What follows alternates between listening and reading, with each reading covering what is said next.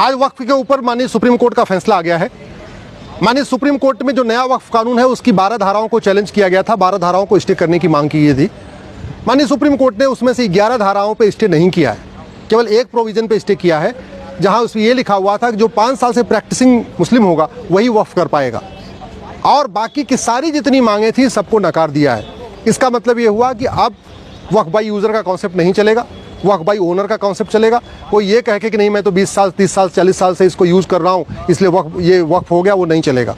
वक्फ करने के पहले ओनरशिप दिखाना पड़ेगा, तभी होगा। जो मुकदमे इस नए कानून के आने के पहले से हैं वो जहाँ चल रहे थे वहीं चलते रहेंगे। जो मुकदमे इस कानून के नए वाले कानून के अंतर्गत अब शुरू होंगे वो जिलाधिकारी को अधिकार है कि वो चेक करे कि हाँ वास्तव में जो वक्फ करना चाह रहा है वो उसकी टाइटल क्या है, उसका असली मालिक कौन है। जिलाधिकारी के पास अधिकार है। हाँ, जिलाधिकारी के फैसले के खिलाफ भी लोग अपील कर सकते हैं। वो बाकायदा बाकी जो ज़मीन के मुकदमे होते हैं उसमें भी ये प्रावधान है कि आप जिलाधिकारी के मुकदमे के खिलाफ भी ऊपर जाके अपील कर सकते हैं। एक बड़ी अच्छी बात यह है, माननीय सुप्रीम कोर्ट ने ये भी कह दिया है कि बाकी के कोई भी जो प्रावधान है नए वाले कानून में उसमें कोई भी रोक नहीं लगेगी। इसका मतलब ये हुआ 99.9% जो एक्ट है वो इस समय लागू है, उसमें उसमें मिसकंसेप्शन नहीं है, उसमें कोई कन्फ्यूज़न नहीं है। नया वाला कानून पूरी तरीके से लागू हो चुका है। एक दो विषयों पे जहां माननीय सुप्रीम कोर्ट ने अपनी राय रखी है वो भी उस पर इंटरिम ऑर्डर हुआ है, फाइनल अभी आर्गूमेंट होना है। मामला ये 2 जजों की बेंच सुनेगी या ये मामला बड़े बेंच को जाएगा, अभी इस पर भी कोई फैसला नहीं आएगा कि लार्जर बेंच को रेफर होगा क्या। हमारा ये कहना है कि भारत चूँकि एक सेकुलर देश है तो या तो सबके पास अपना अपना बोर्ड हो और नहीं तो सबके लिए एक बोर्ड हो, या तो सबके लिए अपने अपने ट्रिब्यूनल हो या सबके लिए एक ट्रिब्यूनल है। अभी भी वक्फ बोर्ड है लेकिन हिंदू बोर्ड नहीं है, जैन बोर्ड नहीं है, बौद्ध बोर्ड नहीं है, सिख बोर्ड नहीं।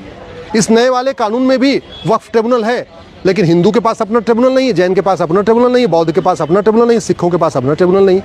तो ये जो अभी भी नया कानून आ गया मैं उसका स्वागत करता हूँ, लेकिन नया कानून अभी भी संविधान के दायरे में नहीं है।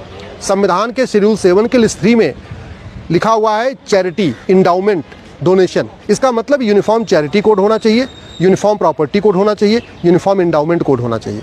जमीन के मुकदमों का फैसला सबका एक जगह पे होना चाहिए, चाहे वो चकबंदी अधिकारी हो, चाहे वो तहसीलदार हो या कलेक्टर हो या कप्तान हो। जहां सबका मुकदमा चलता है वहीं पे भी वक्फ का भी मुकदमा चलना चाहिए। ऐसे नहीं होना चाहिए कि अगर मुस्लिम का ज़मीन का मामला है तो वक्फ बोर्ड में चलेगा, वक्फ ट्रिब्यूनल में चलेगा, और हिंदू का आपस में झगड़ा होगा तो कहीं और जाएगा। एक और भी समस्या है, अगर ये बोर्ड चलता रहेगा या तो केवल मुस्लिम्स का मुकदमा जहां मुस्लिम के बीच में मुकदमा हो वो वक्फ बोर्ड में जाए, वक्फ ट्रिब्यूनल में जाए, समझ में आती है। लेकिन अगर गैर मुस्लिम का है विवाद तो भी वक्फ बोर्ड में जाएगा, वक्फ ट्रिब्यूनल में जाएगा। ये बंद होना चाहिए। भारत में आज की डेट में लगभग 40 लाख एकड़ ज़मीन पे वक्फ बोर्ड ने दावा ठोका हुआ है।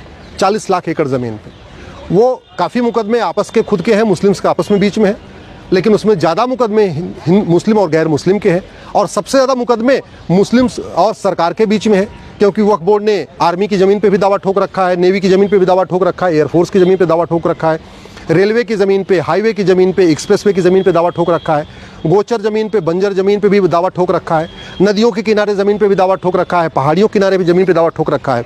इसका समाधान यही है, एक बार वंस फॉर ऑल सारे के सारे ज़मीन की ऑडिट होना ज़रूरी है।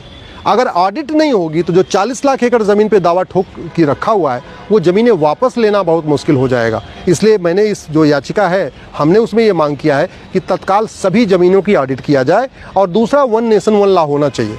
अगर वक्फ बोर्ड है तो हिंदू, जैन, बौद्ध, सिख के लिए भी अपना बोर्ड होना चाहिए। अगर वक्फ ट्रिब्यूनल है तो हिंदू, जैन, बौद्ध, सिख के लिए भी अपना ट्रिब्यूनल होना चाहिए। नहीं तो कॉमन प्लेस होना चाहिए, सबका मुकदमा कोर्ट में होना चाहिए, सबका मुकदमा सिविल प्रोसीजर कोर्ट के अंतर्गत जैसे बाकी मुकदमे चलते हैं वही होना चाहिए।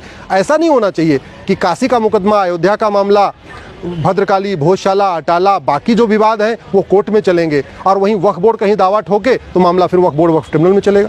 फिर तो अगर हिंदू जहां दावा ठोकते हैं उनके लिए भी अपना हिंदू बोर्ड, हिंदू ट्रिब्यूनल होना चाहिए। जैन जहां दावा ठोके फिर अपने लिए होना चाहिए। इससे बचने का एक ही तरीका है कि भारत में 1 नेशन 1 कोर्ट सिस्टम लागू किया जाए, 1 नेशन 1 ट्रिब्यूनल सिस्टम लागू किया जाए।